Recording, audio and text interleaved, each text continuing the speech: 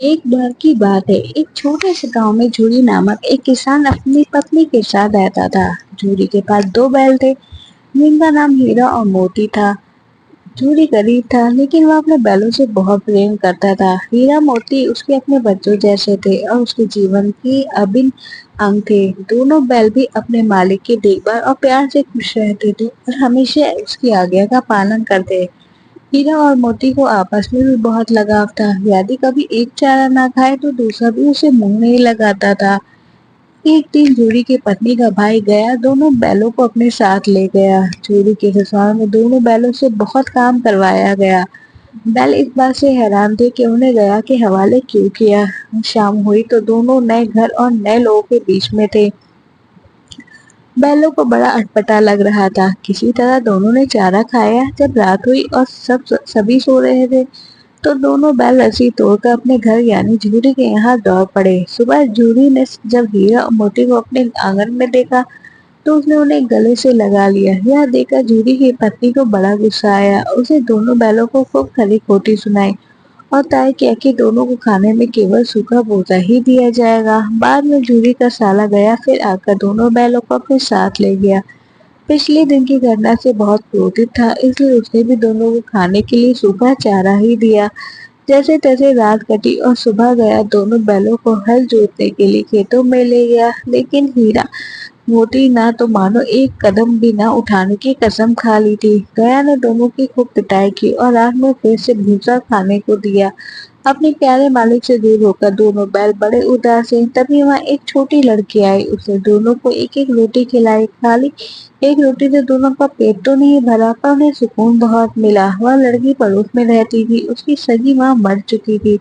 लड़की की एक सौतेली माँ थी जो उसे बहुत मारा करती थी, इसलिए शायद उसे बैलों से सहानुभूति थी। और रोज रोज की पिटाई से तंग हीरा मोती ने एक रात सोचा कि अपने गले से बंधी रस्सी को चबा चबा कर तोड़ देंगे और वहां से भाग जाएंगे। रात में जब दोनों रस्सी तोड़ने की कोशिश कर रहे थे, वह छोटी लड़की आई, उसे दोनों को रस्सी खोलकर उन्हें आजाद कर दिया। दोनों बैलों ने छोटी लड़की से विदा ली और घर की ओर दौड़ने लगे। लेकिन हीरा मोती इतनी तेजी से भागे कि अपने घर का रास्ता भटक गए। दोनों को भागते भागते भूख भी लग रही थी। तभी रास्ते में उन्हें मटर का एक खेत दिखा।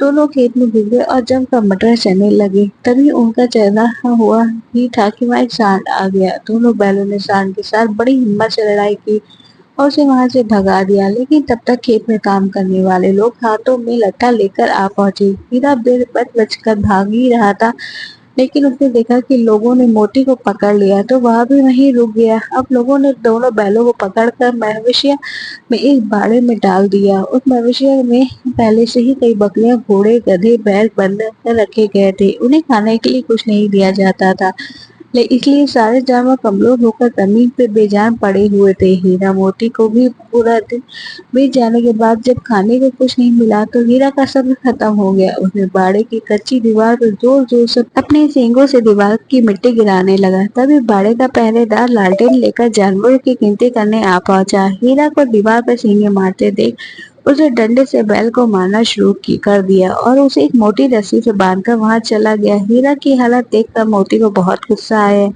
उसने दीवार में उसी जगह पर वार करना शुरू करा। काफी देर की मेहनत के बाद दीवार का एक बड़ा हिस्सा टूटकर गिर गया।